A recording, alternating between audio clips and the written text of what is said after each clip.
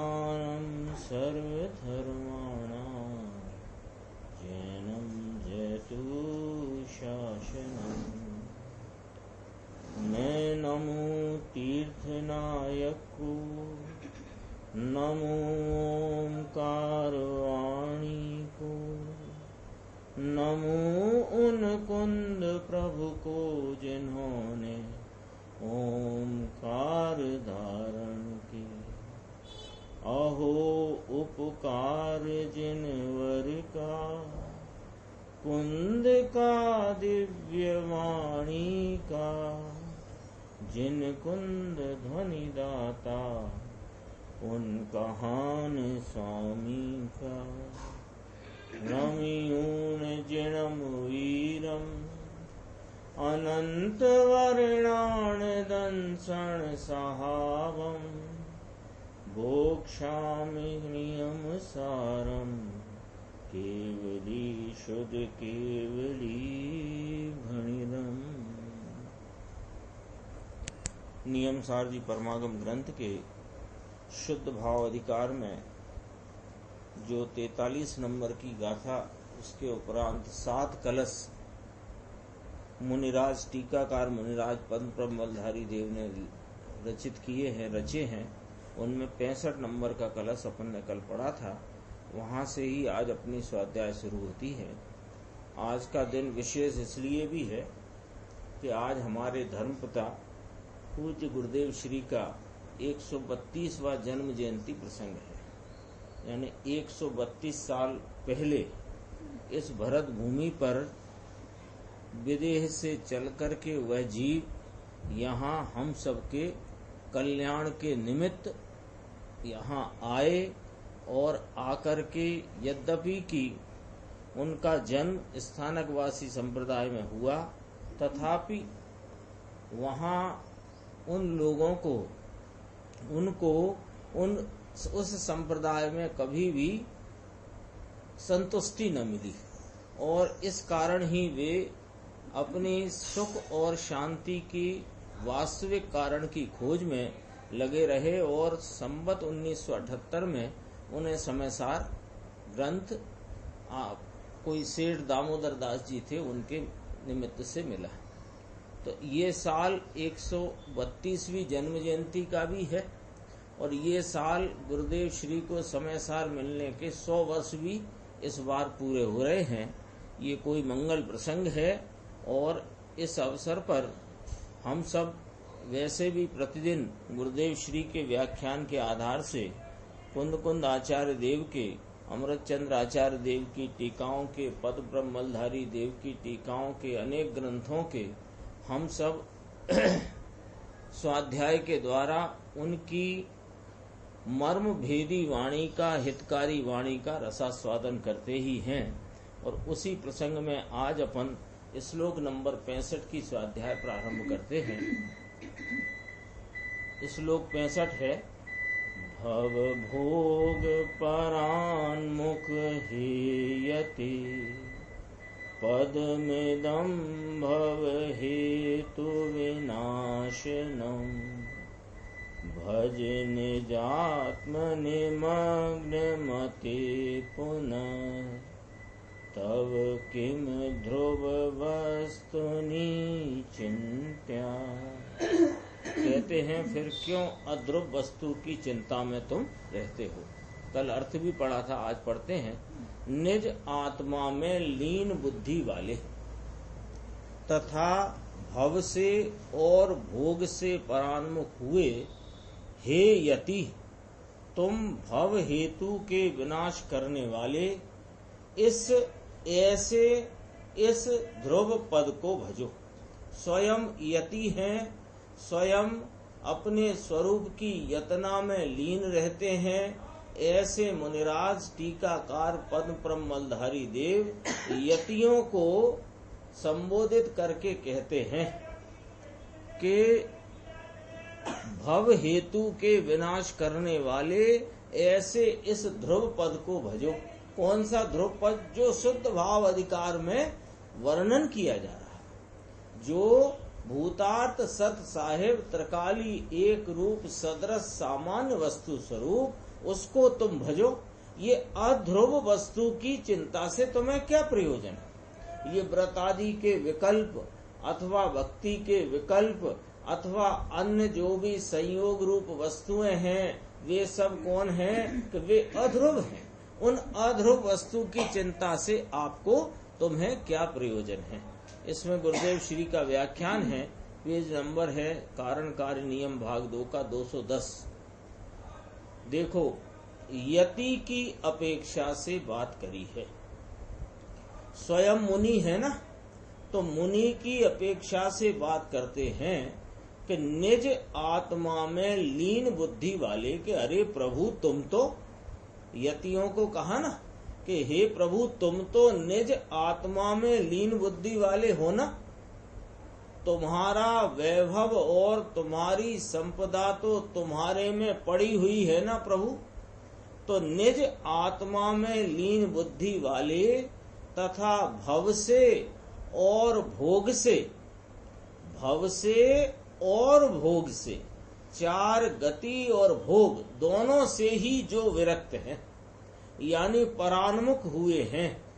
भव ही नहीं, अरे आत्मा में भव नहीं और आत्मा में पर का भोग नहीं। विषय क्या रखते हैं? शुद्ध भाव अधिकार की चर्चा चलती है, तो शुद्ध भाव अधिकार में किसकी चर्चा है? शुद्ध भाव की। शुद्ध भाव यानी सम्यक दर्शन के विषय रूप भाव की। ये जो स्वरूप अपना है, एक रूप सदृश सामान्य ध्रुव परमात्म तत्व, ये जो है ध्रुव वस्तु, और तुम तो ये है यति, तुम तो इस निज आत्मा में अपने ध्यान के ध्येय रूप विषय में लीन बुद्धि वाले हो, तथा चार गति के भव और भोगों से विरक्त हो, क्योंकि ये सब तो इस आत्मा में है ही नहीं। तो हे मुनि, ये स्वयं को कहते हैं और यतियों को संबोधित करते हैं। हे यति, तुम भव और भोग के दुख से तो परान्मुख हुए हो यति, इनसे तो तुम परान्मुख हो। तुम भव हेतु का विनाश करने वाले। अरे ये 84 अवतार के भव, इनका विनाश करने वाले कौन है? इनका विनाश करे यह जो भव में भ्रमण कराने का हेतु, जो मिथ्यात्व और जो रागादि भाव, इनका नाश करने वाला अर्थात संसार को मेट देने वाला जगत में कौन है? कि यह शुद्ध आत्मा, यह अपना ध्रुव परमात्मा। ऐसे इस ध्रुव पद को भजो। चार गति और 84 के अवतार का नाश करने वाला ध्रुव भगवान, ध्रुव को भजो। सूक्ष्म बात है प्रभु। अनंत काल से ध्रुव ऊपर लक्ष्य गया ही नहीं। हमारा आपका क्या हुआ? ये ध्रुव परमात्मा तो ध्रुव पने मौजूद रहा, और हमारा जो वर्तता उपयोग है वो कभी ध्रुव के ऊपर गया नहीं। अध्रुव भावों में ही रमता हुआ, उनमें एकत्व करता पड़ा रहा, और अपने ध्रुव भाव की इसने कभी संभाल करी नहीं। तो क्या नतीजा क्या निकला? कि चार गति 84 लाख योनियों में धक्के खाता पड़ा। लेकिन ये यति वे स्वयं अपने से कहते हैं, पद्म प्रमलधारी मुनिराज, हे यति, अन्य से भी कहते हैं संबोधन करके कि तुम तो इस शुद्धात्मा में लीन बुद्धि वाले हो ना, और तुम तो भव से और भोग से परान्मुख हुए हो ना, तो तुम इस ध्रुव भाव को भजो। ये जो तुम्हारी वृत्ति थोड़ी कमजोरी के कारण जो व्रतादि के विकल्प रूप अध्रुव भाव पर आ जाती है, इसकी चिंता का तुझे क्या प्रयोजन है? ये शुद्ध भाव अधिकार में शुद्ध भाव 38वीं गाथा से शुरू हुआ है। ये शुद्ध भाव अधिकार में शुद्ध भाव ही शुद्ध भाव गूंज रहा है। गाथाओं में, फिर उनके अर्थ रूप कलश रूप काव्यों में वही गूंज रहा है। कहते हैं देखो, ध्रुव को भजो, अनंत काल से इस ध्रुव के ऊपर लक्ष्य गया ही नहीं, सब कल्पनाएं पर्याय ऊपर रही। ये क्या अर्थ है इसका? सब कल्पनाएं पर्याय ऊपर रही का अर्थ क्या? कि तुमने पर्याय में वर्तता हुआ जो भाव है, रागादि का भाव, और वह हीन भाव, अपूर्ण भाव, ज्ञान की विकास रूप अवस्था विशेष का भाव, ये ही मैं हूं, ऐसी तुमने कल्पना की है। तुम वो हो नहीं, क्योंकि तुम तो एक रूप सदृश सामान्य ध्रुव परमात्म तत्व हो। उस पर तुम्हारी कभी दृष्टि गई नहीं, तुमने कभी उसको नजर में लिया नहीं, और पर्याय में होती हुई व्यक्तता के भावों में तुम कल्पना करते रहे कि ये मैं, ये मैं, ये मैं, ये मैं, ये मैं। और क्या किया? यह त्याग किया, यह छोड़ दिया, यह रख लिया, यह लिया, यह दिया, यह सब अपनी पर्याय में गणमथल कोलाहल कर छोड़ा है। क्या करता रहा? अनादि से ये क्या करता रहा? सुख, शांति, आराम, इसको एक क्षण न मिला। एक क्षण देवों में गया, समव शरण में गया, भगवान की वाणी सुनी, नरकों में गया, निगोद में रहा, त्रियंच में रहा, मनुष्य भी हुआ, मुनि भी हुआ, लेकिन एक क्षण भी इसने आनंद, शांति या आराम का एक क्षण व्यतीत न किया। सब क्या गड़मथल कोलाहल चलता रहा, मैंने ये त्यागा, मैंने ये छोड़ा, मैंने ये रखा, मेरे इतना त्याग है। और काय का त्याग के जो तेरे से पहले ही तेरे से रहित है, उसमें पहले ममत्व करता है, फिर उस ममत्व को मैं त्याग करता हूँ। ममत्व का तो त्याग होता नहीं, करता नहीं। ये ममत्व करता हुआ वस्तु त्यागता हूँ, ये भी ममत्व ही है। प्रभु, लेकिन तुम तो अंदर अनादि अनंत ध्रुव वस्तु होना। पंडित जी आए नहीं, पूछते हैं, याद करते हैं पंडित जी को, हिम्मत भाई को। अभी सीडी चल रही थी तो कहा पंडित जी को याद होगा, 60 वर्ष का वो अभ्यास है पंडित जी को, उनको बहुत याद रहता है सब। उनको बड़ा बहुमान रहता था पंडित जी का।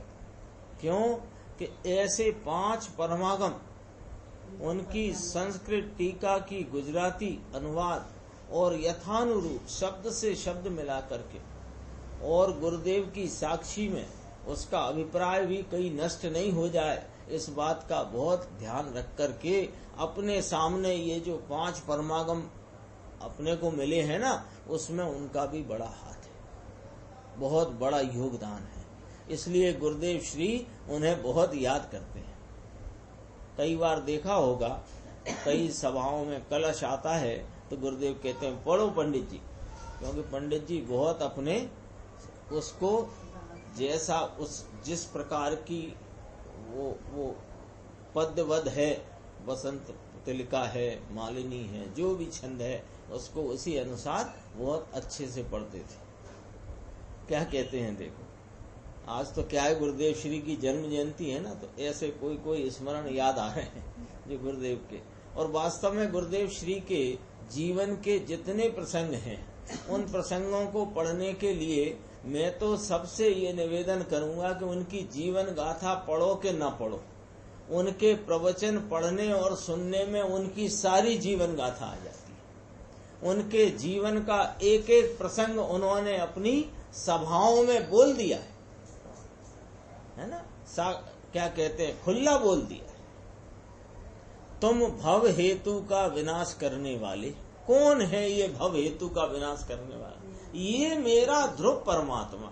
ये कौन है कि ये भव ताप का विनाशक तो ये है। जिनवाणी को तो निमित्त कहते, जिनवाणी को भवताप विनाशिनी कहते हैं, भवतापहारी कहते हैं।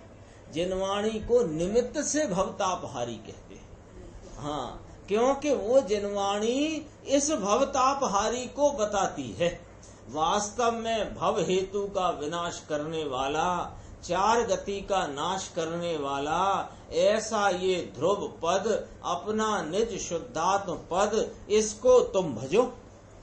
भजना ये साधन है। अब देखना, ये साधन साध्य की बात गुरुदेव 16 नंबर की गाथा समय सार की, उससे यहाँ बहुत गंभीर चर्चा करना चाहते हैं। वो देखो, अपन उनकी उस गंभीरता का यहाँ अपन लाभ लेते हैं। देखो, यहाँ से बात शुरू होती है कि भजो, भजो कहा ना, इस ध्रुव पद को भजो।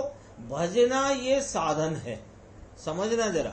और भजन की जो साध्य वस्तु है ये ध्रुव है। साध्य वस्तु माने क्या? साध्य परिणाम नहीं, साध्य माने साधन का विषय, भजना रूप साधन। तो उस भजन का विषय, भजन का विषय साध्य वस्तु ये ध्रुव है। कहाँ कहा कि सुनो, समय सार की 16वीं गाथा में कहा, दंसन नाण चरिताणी सेव दब्बाणी। ये सेवना है ना, ये साधन है। कौन सेवना? कि दंसन नाण चरित्राणी सेव दब्बाणी, ये सेवना, इसका सेवन करना, ये साधन है। तो ये साधन और साध्य वस्तु कौन? ये आत्मा। ये साध्य आत्मा का भेद है, ये साधन। समझना जरा बात को, बहुत गंभीर बात है ना, इसमें बहुत गंभीर अर्थ भरा हुआ है। दंसन नाण चरित्राणी सेव दब्बाणी, ये सेवना, तो सेवना को साधन कहा, यानी दर्शन ज्ञान चरित्र रूप परिणति को साधन कहा। और ये साधन किसके आलम्बन से प्रकटा है? कि वह साध्य वस्तु आत्मा। तो ये दर्शन ज्ञान चारित्र वह आत्मा का भेद है। क्या कहा? क्या कहा? दोबारा कहते हैं गुरुदेव श्री, आत्मा ये साध्य है और इसका साधन भी जो इसका दर्शन ज्ञान चारित्र का ही भाव है। कौन सा? निश्चय सम्यक दर्शन, निश्चय सम्यक ज्ञान, निश्चय सम्यक चारित्र, ये साधन है। और इसका जो इस साधन की प्राप्ति का हेतु कौन, कारण कौन? कि वह साध्य स्वरूप अपना भगवान आत्मा ध्रुव। ठीक है। फिर कहा, दंसन नाण चरिताणी सेविदब्बाणी साहुणानिच्चम ताणी पुण जान तिनी भी अपाड़म चेव। लेकिन ये दर्शन ज्ञान चारित्र का सेवन करो, लेकिन वस्तु तो एक है। अब जरा इतनी सी लाइन में क्या कहा? दर्शन ज्ञान चारित्र ये पर्याय के जो तीन भेद कहे, ये तीन की सेवना करो, ऐसा जो कथन किया, लेकिन वस्तु तो एक है। वो वास्तव में उस एक अपने ध्रुव शुद्ध भाव परमात्म तत्व की जो सेवना करते हैं, तो सम्यक दर्शन ज्ञान चारित्र रूपी साधन प्रकट होता है, उसकी सेवना करो, ऐसा कथन करने में। समझ में आई ना बात? गंभीर है भाव। लेकिन ये दर्शन ज्ञान चारित्र का सेवन करो, किंतु वस्तु तो एक है। समझाते हैं अब कि देखो, ये साधन तरीके दर्शन ज्ञान चारित्र निश्चय कहा, निश्चय कहा है ना, साहुणानिच्चम निश्चय कहा। निश्चय साधन क्या कहा? सम्यक दर्शन ज्ञान चारित्र, इसको क्या कहा? निश्चय साधन कहा। व्यवहार के विकल्प की तो बात ही नहीं। यहाँ तो क्या कहते हैं? दंसन नाण चरिताणी सेविदब्बाणी साहुणानिच्चम तानि पुण्य जान तिन्न भी अपाड़म चैव एक है। अपाड़म, हाँ ये तीन है लेकिन अपाड़म चैव एक है। दर्शन ज्ञान और चारित्र की सेवना, अब समझो जरा, अब समझना पॉइंट को। दर्शन ज्ञान और चारित्र की सेवना ये भी साधक को व्यवहार हुआ। देखना ये कितनी 8 लाइन में कितना रहस्य, समझना, पॉइंट वाइज समझ लेना। कठिन बिल्कुल नहीं है, कठिन नहीं है, लेकिन मार्मिक बिंदु है, मार्मिक बिंदु है, पकड़ना इस बात को। क्या कहना चाहते हैं देखो, पहले क्या कहा कि दर्शन ज्ञान चारित्र की सेवना करो। क्यों कि तुमने अनादि से अपने ध्रुव स्वभाव को कभी देखा नहीं और पर्याय मात्र में व्यक्त भावों में यह मैं हूँ ऐसी कल्पना की रमणता में तुम विपरीत मान्यता में पड़े रहे और मैंने ये त्यागा, मैंने ये छोड़ा, मेरे इतना ही चलता है, इससे ज्यादा मेरे को चलता नहीं आदि इत्यादि करके अपनी पर्याय में सुख का एक बिंदु भी तुमने प्राप्त किया नहीं और क्या करते रहे कि गणमथल कोलाहल किया है बस। तो अब क्या करना, अब प्रश्न उठा कि अब क्या करना। ये तो भूतकाल का गणित अपने सामने रख दिया, भूल कहाँ थी, निदान करके बताया। निदान होता है रोगी गया तो वैद्य बताता है तुम्हारी ये भूल है या ये रोग है। अब कहते हैं सुनो, अब जरा ये 3 पॉइंट समझना बहुत आसानी से। दर्शन ज्ञान चारित्र इनकी सेवना करो, ये कथन किया। तो इनकी सेवना कैसे होएगी, अथवा दर्शन ज्ञान चारित्र परिणति में प्रगटेंगे कैसे महाराज, कि एक इस ध्रुव ज्ञायक परमात्मा का आलम्बन लेने से, उसमें एकाग्रता रूप रमणता करने से आपकी परिणति में दर्शन ज्ञान चारित्र प्रगटेंगे। इसका नाम है साधन, और ये साधन का विषय भूत साध्य भगवान आत्मा ये है। ठीक है, तो ये आत्मा का एक पर्याय रूपी भेद है, ये याद कर लो, इसको साइड में लिख लो। गणित में जब हासिल आती है ना जोड़ते हुए, तो हासिल बगल में लिख लेते, हम तो ऐसा ही करते थे। जोड़ते गए तो 17 आया तो 7 नीचे बनाया और 1 बाजू में लिख लिया। हासिल आती है तो हासिल लिख लो जरा। क्या कहा, ये सम्यक दर्शन ज्ञान चारित्र का परिणमन, ये परिणमन आत्मा का भेद है। ठीक है, यह आत्मा का भेद है, ये हासिल आई, इसे बगल में लिख लो। लेकिन ये दर्शन ज्ञान चारित्र कैसी परिणति है कि ये निश्चय परिणति है। लिखा है कि नहीं लिखा है इसमें, दंशन नान चरित्राणी सेविदवाणी साहुणा नित्यम, ये निश्चय है, ये निश्चय भाव है। अच्छा, ये निश्चय है, ये निश्चय साधन है, ये बराबर आ गई ना बात पकड़ में। व्यवहार के विकल्प की तो बात ही नहीं, वहां वर्तता हुआ अभी जो शेष रागांश है, भक्ति का व्रत आदि का परिणाम है, इसको तो साधन तरीके लेना भी नहीं। यहां जो बात चलती है साधन तरीके है नहीं, वो तो बाधक तरीके है। यहां तो यह साध्य भूत अपना ध्रुव परमात्म तत्व पंचम परम भाव पारणामिक शुद्ध भाव अधिकार का नायक मैं ध्रुव परमात्मा, इसका जो आलम्बन लिया, तो इसके आलम्बन से दर्शन ज्ञान चारित्र की जो परिणति प्रगटी, इसका नाम है साधन, और साध्य भूत है आत्मा। सो ये साधन कौन है, तो 2 बातें लिखो इसमें चित्त में, कि ये साधन निश्चय साधन है और ये आत्मा का एक भेद है। 2 बातें लिखी। तो ये जो निश्चय साधन है, व्यवहार साधन की, व्यवहार के विकल्प की तो बात ही नहीं करी। अब क्या कहते हैं कि ये जो दर्शन ज्ञान चारित्र की परिणति जिसे साधन कहा, ये आत्मा है कि आत्मा का भेद है? तो भेद होने से ये साधक का व्यवहार है, निश्चय नहीं। निश्चय तो वह है जो शुद्ध भाव एक रूप ध्रुव परमात्मा। ये कहना चाहते हैं। हे गुरुदेव, हे परम पिता, हे धर्म पिता, कितनी बात खोल करके बता देते हैं। यानी कभी लगता है कि 5वें काल के अंत तक ये धर्म टिकेगा, ऐसी चर्चा आती है ना, तो वो ऐसे महापुरुषों के द्वारा ही टिकेगा।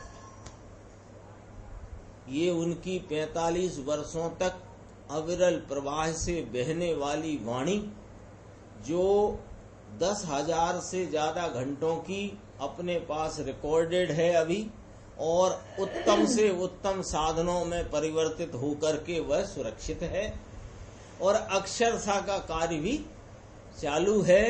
चेतन भाई जैसे कर रहे थे, और असामयिक रूप से उनका इस साल कुछ दिनों पहले अवसान हो गया, ये देह छूट गई, लेकिन वह कार्य चलेगा, ऐसी अपने को विश्वास है। और इसके ही बल पर 5वें काल के अंत तक धर्म ध्वजा फहराती रहेगी, क्योंकि जैन शासन का इतना गंभीर रहस्य बताने वाले आज वर्तमान में परम पूज्य गुरुदेव श्री कांजी स्वामी के अतिरिक्त कोई भी नहीं। इतनी बात है। देखो अब ये वाला जो पैराग्राफ है, ये जो अपन ने समझा है, उसी को और आराम से अपन यहाँ पर गुरुदेव के माध्यम से समझते हैं। देखो, अंदर भगवान ध्रुव ये ही निश्चय है, इसमें 3 की एकता करके इसकी सेवा कर। अब ऐसा मार्ग, ये 3 की एकता भी व्यवहार है, समझना जरा। सम्यक दर्शन ज्ञान चारित्र, ये 3 है ना, ये तीन गुणों की 3 पर्यायों को कहा, सम्यक दर्शन, सम्यक ज्ञान, सम्यक चारित्र। पर ये 3 की एकता भी एक पर्याय है, वो एक पर्याय भी भेद है, वो विशेष है। हाँ, वो त्रिकाली के ये विशेष है। अब ऐसा मार्ग तो भैया इसको भजो, ध्रुव को भजो। भज यह दर्शन ज्ञान चारित्र, ये पर्याय। भज, भजना, ये दर्शन ज्ञान चारित्र पर्याय है। निश्चय पर्याय कही, व्यवहार नहीं। निश्चय सम्यक निर्विकल्प अपने आत्मा की प्रतीति और वेदन, ज्ञान और चारित्र, यह निश्चय तीनों साधन है। एक ही चीज में देखना, एक ही चीज में साधक साध्य 2 हैं, चीज एक ही है। लो, अभी क्या कहना चाहते हैं? अभी क्या कहना चाहते हैं कि साधन साध्य 2 जो चीज अपने सामने आती हैं, तो साधन साध्य कभी 2 में नहीं होते। साधन साध्यपना, साधक साध्यपना एक ही चीज में लागू पड़ते हैं, ये ध्यान रखना। वो उस बात को मुख्य रख करके समझो कि साधक साध्यपने का भाव तो ये 2 में नहीं घटित होता, साधक साध्यपने का भाव एक में घटित होता है। ठीक है ना? तो जो निमित्तों के अवलंबन से उपजने वाला, प्रशस्त निमित्तों के अवलंबन से उपजने वाला जो भाव है, कौन सा भाव? कि जो राग रूप भाव है वो भिन्न चीज है और आत्मा भिन्न चीज है। इसलिए साधक साध्यपना उसमें और इस आत्मा के साधना में घटता ही नहीं। लिखा है यहाँ, पूज्य गुरुदेव श्री ने फरमाया है, साधक साध्य 2 हैं, चीज एक ही है, राग के साथ कुछ संबंध नहीं है, ऐसा कहा। साधन कहना ये तो दर्शन ज्ञान चारित्र, निश्चय सम्यक दर्शन, ज्ञान चारित्र साधन और साध्य, उसका साध्य भूत, उसका आलम्बन भूत, ये ध्रुव मार्ग ऐसा है भैया, मार्ग ऐसा है, ऐसे कहते हैं, ये ही मार्ग है। तुम्हें आज समझना है आज समझ लो, कल समझना हो कल समझ लो, इस भव में समझना है इस भव में समझ लो, आगे कभी मौका मिले तब समझ लो, लेकिन समझना ये पड़ेगा, अन्यथा वही संसार में परिभ्रमण के अतिरिक्त हाथ कुछ नहीं आने वाला। ये तीन की सेवा में एक रूप की सेवना कर, ये अर्थ है। ये जो आदि लाइन का वाक्य है ना, इसमें पूरे जैन शासन का अर्थ है। किसका अर्थ है? कि ये तत्वार सूत्र के सूत्र का अर्थ है। सम्यक दर्शन ज्ञान चारित्राणि मोक्ष मार्ग, उसका अर्थ लिखा है ये कि सम्यक दर्शन ज्ञान चारित्राणि, ये तीन भाव रूप जो सेवना है, ये तीन भाव रूप सेवना पर्याय अपेक्षा से, उन गुणों की अपेक्षा से तीन प्रकार की कही जाती है। वास्तव में ये तो इस एक रूप की सेवना से ये भाव की प्राप्ति, बहुत अद्भुत है, बहुत अद्भुत है। तीन ऊपर के भेद के लक्ष्य को भी छोड़ दे। ये तो देखो भैया, समझने समझाने के लिए जिनवाणी में सब प्रकार से कथन आए हैं, आते हैं। तुम जो सोचो अभी सम्यक दर्शन प्राप्त हो गया है, अब मुझे सम्यक ज्ञान और सम्यक चारित्र, अथवा कोई यों सोचे कि सम्यक दर्शन सम्यक ज्ञान तो हो गया, अब चारित्र में आगे बढ़ना है, ये सब छोड़ दो। कहीं नहीं बढ़ना है, कहीं नहीं बढ़ना है। तुम्हें तो इस एक में रमना है, परिणति में बढ़ना तो अपने आप होता है। निश्चय सम्यक दर्शन ज्ञान, इसको भी सेविदब्बाणी साहुना कहा। ये व्यवहारी लोग पर्याय से समझते हैं ना। व्यवहारी लोग माने कौन? जिसने अनादि से निश्चय को पहचाना नहीं और व्यवहार में ही पड़े हुए हैं, उनको मिलेक्ष भाषा से समझाने का प्रयास किया जाता है। तो उनको ये मोक्ष मार्ग क्या है, तो मोक्ष मार्ग क्या है ये ना कहा कि ये कारण तत्व है, यही मोक्ष मार्ग का हेतु है और इसकी आराधना ही मोक्ष मार्ग है। अब ये पर्याय से समझता है तो कहा सम्यक दर्शन ज्ञान चारित्राणि मोक्ष मार्ग। यहाँ 16वीं गाथा में कहा दंसन नाण चरित्राणि सेविदब्बाणि साहुना नित्यम। इस कारण से ऐसी भाषा ली है। पर्याय वाला इस रीति से समझता है, पर्याय दृष्टि वाला इस रीति से समझता है। इसलिए तीन से हमने बात करी। बाकी सेवन तो किसका करना है? बाकी सेवन तो एक आत्मा का ही करने का है। समझ में आया क्या कहा? अपन आज का स्वाध्याय यहीं तक सीमित रखते हैं और इसके आगे की स्वाध्याय अपन आगे चलाएंगे। अभी अपन गुरुदेव श्री के उपकार को अपन कभी विस्मृत नहीं कर सकते। क्यों नहीं कर सकते? क्योंकि जिन्होंने इन गुरुदेव श्री के एक भी वाक्य का मर्म समझा है और उसकी गहराई को जिसने अपने अंतरंग में, अरे भले विकल्पात्मक ज्ञान में भी जिसने निर्णय में लिया है, उसका भव सफल हो गया और जो ले लेगा उसका भव सफल हो जाएगा। ऐसे परम हितकारी, करुणा के सागर और जिन्होंने लाखों जीवों को इस जैन शासन के अद्भुत और सत्य मर्म से परिचित कराया, उनके प्रति हम अनेक कथन करें, उनके प्रति अनेक भक्ति करें, तो भी उनके उपकार का हम ऋण चुकाने में अथवा उनके उपकार का कथन करने में भी समर्थ नहीं है। ऐसे में अपन उनके उपकार की चर्चा करते हुए एक भक्ति जो है हमारी बहन है रेखा गुना में उसने भेजी है, उस भक्ति को भी अपन यहाँ सुनते हैं और कुछ उद्गार भी यहाँ अपन देखेंगे गुरुदेव श्री के संबंध में। प्रीति भी कुछ उद्गार देना चाहती हैं, मोहित भी देना चाहते हैं। बच्चियों ने भजन की कुछ तैयारी करी है, वो भजन को भी अपन यहाँ सुनते हैं। इसके बाद में रेखा ने जो भजन मुझे प्रेषित किया है वो मैं आपको यहाँ पर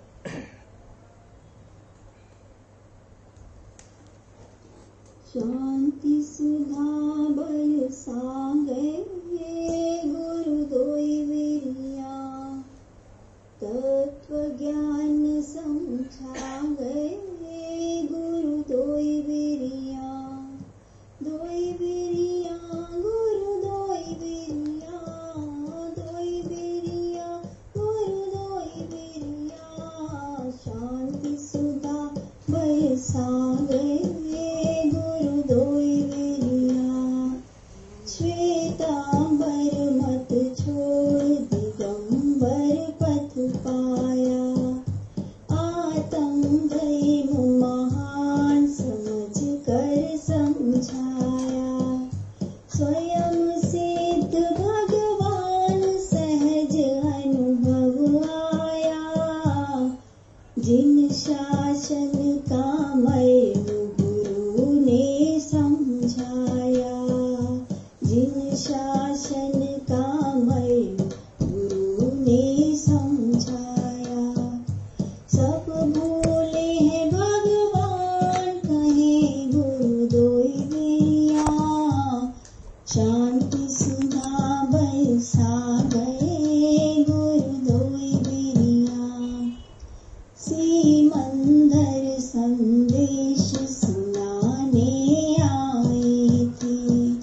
भरत क्षेत्र के भाग्य जगाने आए थे, जीव राज जिन राज बताने आए थे, कुंद कुंद के गीत सुनाने आए थे, कुंद कुंद के गीत सुनाने आए थे, मैं पढ़ूं हजारों बार गुरु तोरे पैया, शांति सुधा बरसा गए गुरु दोई विरिया,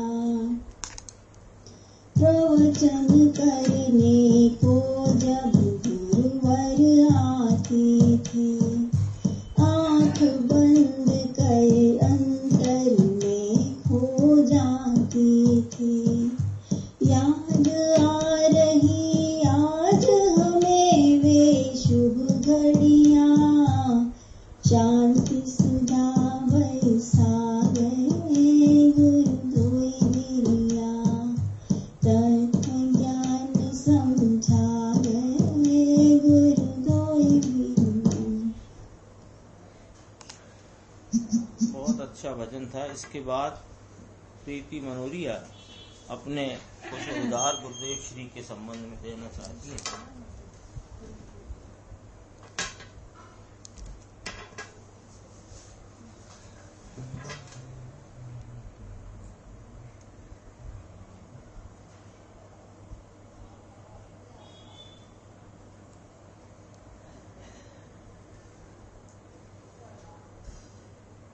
चलो ऐसे मंगल में मंगल करन गीत राग विज्ञान, नमो ताहे जाते रहे अरिहंतारी। आज महाकृपालु अध्यात्म युग के प्रणेता हमारे गुरुदेव श्री कान्जी स्वामी की 132वीं जन्म जयंती का मंगल प्रसंग आया है। अनादि अज्ञान के अंधेरे में हम प्राणी चार गति के गहन दुख को भोगते आ रहे हैं, कारण कि हमको यह भी नहीं पता है कि हमको वास्तव में किसकी महिमा करना चाहिए। इसलिए हम रुचि के विषय क्या है, महिमा का विषय क्या है, इसके भान बिना ही हम भटकते रहे। अनादि से हमने पंच परमेष्टि की महिमा की तो की है, किंतु कभी ने शुद्धात्म तत्व की महिमा नहीं की, उसकी सर्वोत्कृष्टता को नहीं जाना। यह सर्वज्ञ भगवान के उपदेश का सार, उसका वास्तविक तात्पर्य हमको हमारे पूज्य गुरुदेव सिंह ने ही बताया है। हे जीव, यदि तू पंच परमेष्टि की भक्ति में ही लगा रहेगा तो पुण्य तो बन जाएगा संसार, लेकिन संसार में ही रुलेगा। किंतु यदि पंच परमेष्टि में जो निजात्मा का शुद्धात्मा का स्वरूप ज्ञान आनंद स्वरूप बताया, उस शुद्धात्मा की महिमा करेगा तो मोक्ष मार्ग में प्रकट कर संसार समुद्र से पार उतरेगा ही। ऐसा भवनाशनी वाणी सुनाने वाले पूज्य गुरुदेव श्री हमको मिले हैं। उनकी वाणी मिली, उनके अक्षर सा प्रवचन उपलब्ध हुआ है। उनके अक्षर से प्रवचन की भी व्याख्या अपने को ऐसे विषम काल में ऑनलाइन मिल रही है। अतः यदि हमको इस भव भ्रमण से छुटकारा प्राप्त करना है तो मेरा आप सबसे विनम्र अनुरोध है कि आप पूज्य श्री की वाणी को सीडी के माध्यम से अथवा वक्ता के माध्यम से अवश्य सुने। इस विषम परिस्थिति में शांति का और शांति स्वरूप आत्मा का प्राप्ति का यही एकमात्र उपाय है। अपनी परिणति में शुद्धात्मा का आस्वादन हो, यही एक मंगल भावना है। मैं अपनी बात को विराम देती हूँ। उससे पहले मैं थोड़ा सा कुछ कहना चाहती हूँ कि वास्तव में ये ऐसा विषम काल आया है कि किसी का अपन पहले ये सोचते थे कि 100 वर्ष की है, 80 वर्ष की है, 50 वर्ष की है। आज अपन किसी का निश्चित नहीं कर सकते आय का कि कब किसका समय आ जाए। और अभी तो लॉकडाउन चल रहा है, तो अपन को पूरी तरह से गुरुदेव श्री का प्रवचन सुनना चाहिए।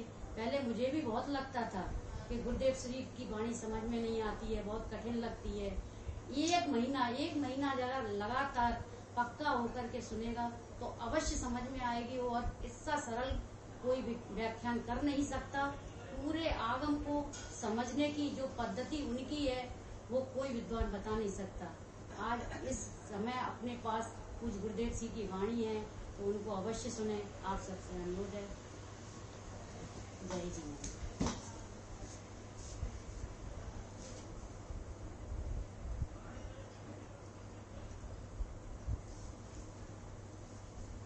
अब एक भजन मुंशी मनोरिया, वैसे उसका नाम दृषि मनोरिया है और हम लोग उसे मुंशी के नाम से जानते पहचानते बोलते हैं। तो उसने भी एक भजन तैयार करके भेजा है, वो भजन में प्रारंभ कर। निर्णय करा दिया है, नक्की करा दिया है, भगवान आत्मा से परिचय करा दिया है। निर्णय करा दिया है, नक्की करा दिया है, भगवान आत्मा से परिचय करा दिया है। ओ गुरुवर हो मेरे गुरुवर जी, तुम्हें हो नमन। गुरुवर हो मेरे गुरुवर जी, गुरुवर हो मेरे गुरुवर जी, तुम्हें हो नमन।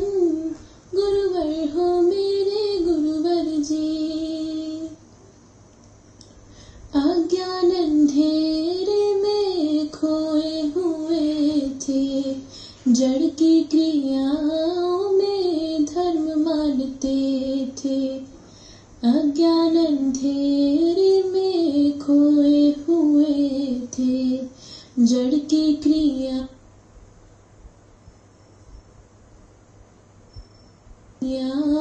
में धर्म मानते थे।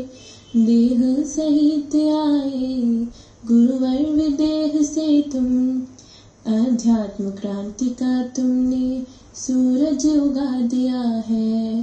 देह सहित आए गुरुवर विदेह से तुम, अध्यात्म क्रांति का तुमने सूरज उगा दिया है। ओ गुरुवर हो मेरे गुरुवर जी, तुम्हें हो नमन। गुरुवर हो मेरे गुरुवर जी।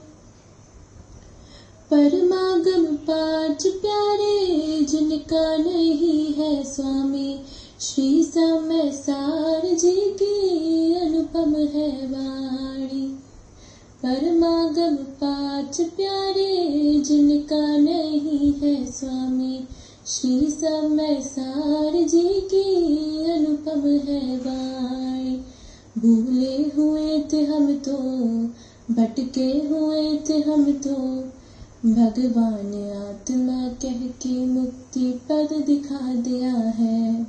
भूले हुए थे हम तो, भटके हुए थे हम तो, भगवान आत्मा कह के मुक्ति पद दिखा दिया है।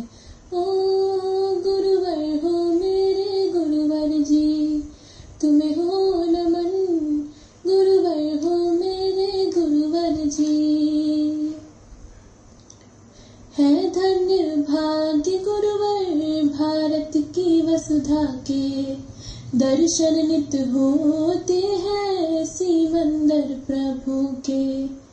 है धन्य भाग्य गुरुवर भारत की वसुधा के, दर्शन नित होते हैं सिमंदर प्रभु के। कुंद कुंद की वाणी को अमृतमय बना दिया है, भूली हुई परिणति को गायक से मिला दिया है। कुंद कुंद की वाणी को अमृतमय बना दिया है, भूली हुई परिणति को गायक से मिला दिया है। ओ गुरुवर हो मेरे गुरुवर जी, तुम्हें हो नमन, गुरुवर हो मेरे गुरुवर जी। निर्णय करा दिया है, नक्की करा दिया है, भगवान आत्मा से परिचय करा दिया है। निर्णय करा दिया है, नक्की करा दिया है, भगवान आत्मा से परिचय करा दिया है। ओ गुरुवर हो मेरे गुरुवर जी, तुम्हें हो नमन, गुरुवर हो मेरे गुरुवर जी। जय जिनेंद्र। दृश्य मनोरिया के भजन के बाद एक भजन भक्ति और अपनी अभिव्यक्ति अवनी मनोरिया ने भी भेजी है, उसको भी हम लोग जरूर सुनना चाहेंगे।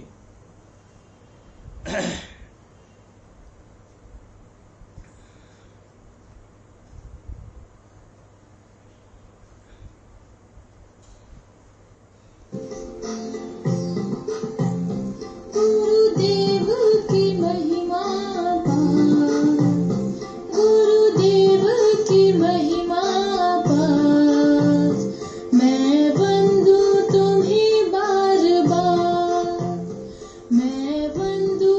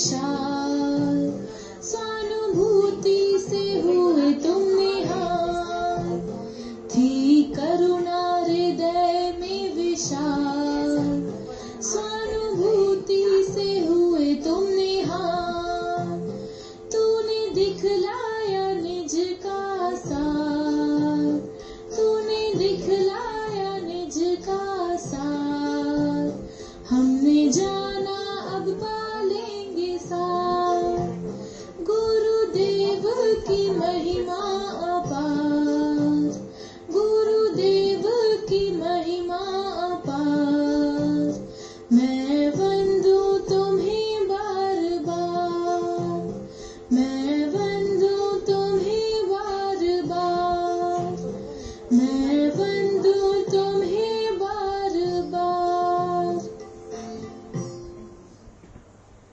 यह जो अभी भक्ति हमने सुनी, अवनी मनोरिया ने इसको गाया, और ये भक्ति का जो शब्द रचना है वो इसके पापा रोहित मनोरिया ने की है, और सरल और कम शब्दों में बहुत अच्छी रचना थी जो अवनी ने यहाँ हमें सुनाई। और इसके साथ ही भाई मोहित मनोरिया भी अपनी कुछ बात, अपने उद्गार गुरुदेव के प्रति कहना चाहते हैं, वो हम उनके मुख से सुनते हैं। आज हम सभी आध्यात्म युग सृष्टा, पुरुषार्थ प्रेरणा मूर्ति सत्पुरुष पूज्य गुरुदेव श्री कांजी स्वामी की 132वीं जन्म जयंती मना रहे हैं। पूज्य गुरुदेव श्री का जन्म ऐसे समय में हुआ जब सारा जगत मिथ्यात्व के गहरे अंधकार में डूबा हुआ था और वास्तविक जैन धर्म वस्तु स्वरूप से अनजान राग में धर्म मानकर बैठा हुआ था। ऐसे में गुरुदेव श्री का सूर्य की भांति उदय हुआ, जिसने जगत के अंधकार को अपनी सिंह गर्जना रूपी वाणी से हर लिया।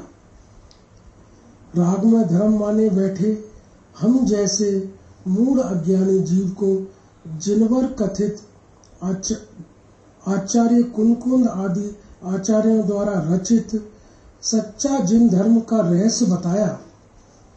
उनकी वाणी ने हमें तीर्थंकरों का विरह बुला दिया। उनकी वाणी में गूढ़ से गूढ़ जिनवर कथित वस्तु स्वरूप को अत्यंत ही सरलता से हमें समझा दिया। जो अनादि से राग के साथ एकत्व माने बैठे थे, ऐसे जीवों को राग से विभक्त भगवान आत्मा हथेली पर रखे आंवले के समान बता दिया। उनकी जयंती मनाना तभी सार्थक कहलाएगा जब हम उनके बताए हुए मर्म को समझकर अपने आत्म कल्याण में अग्रसर होंगे, वरना ऐसे ही इस दुर्लभ मनुष्य जन्म को गंवा देंगे। यह उपकार दिवस तभी उपकार दिवस कहलाएगा जब हम पूज्य गुरुदेव श्री द्वारा दी गई प्रज्ञा छेनी से राग और ज्ञान स्वभाव में भेद कर देंगे। हमें जैन कुल मनुष्य भव पूज्य गुरुदेव श्री की भक्तापहरणी वाणी मिलने पर भी अगर हम अपना आत्म कल्याण नहीं कर पाए तो आगे अनंत काल तक ऐसे दुर्लभ संयोग मिलना कठिन है। अतः यही कहना चाहूंगा कि ऐसे दिव्य पुरुष की वाणी सुनकर समझकर अपने आत्म कल्याण में अग्रसर हों और इस क्षणभंगुर संसार जिसकी क्षणभंगुरता वर्तमान में सहज ही प्रतीत हो रही है से पार होकर अनंत सुख की ओर अग्रसर हो। यही मंगल कामना है और यही वास्तव में पूज्य गुरुदेव श्री की वास्तविक जयंती मनाना है। जय जिनेन्द्र। आज ये जो 132वीं जन्म जयंती का प्रसंग और इसी के साथ यह 100वां वर्ष भी है, जिसमें हम लोग गुरुदेव को समय सार जैसा महान ग्रंथ उनको आज से 100 वर्ष पहले मिला। दरअसल समय सार तो दिगंबरों के पास था, लेकिन वह दिगंबरों के पास होने पर भी नहीं था, और गुरुदेव श्री को वह ग्रंथ सहज ही उनके कोई ऐसे योग बना और वह मिला, और वो समय सार उन्होंने पाया और हमें दिया, और वह समय सार हमने वास्तव में गुरुदेव श्री से ही प्राप्त किया है। उसका रहस्य, उसके एक एक सूत्र और एक एक लाइन का मर्म हमें गुरुदेव श्री से प्राप्त हुआ है। ऐसे गुरुदेव श्री के इस जन्म जयंती प्रसंग पर मैं उनके चरणों में शत शत नमन करता हूँ, और यह भावना भाता हूँ कि हम सब जीव उनकी वाणी के द्वारा जो आचार्य भगवंतों का मर्म बताया गया है उसको समझकर और अपना यह जन्म सार्थक करें और अपने आत्मा का कल्याण करें, यही भावना है। पुनः पूज्य गुरुदेव श्री के चरणों में सत नमन करता हुआ मैं इस कार्यक्रम को यहाँ विराम देता हूँ। जिनवाणी की स्तुति करते हैं। निज निधि निज में बताई, यह अनंत उपकार है, उसके लिए जिनवाणी माँ को वंदना शत बार है।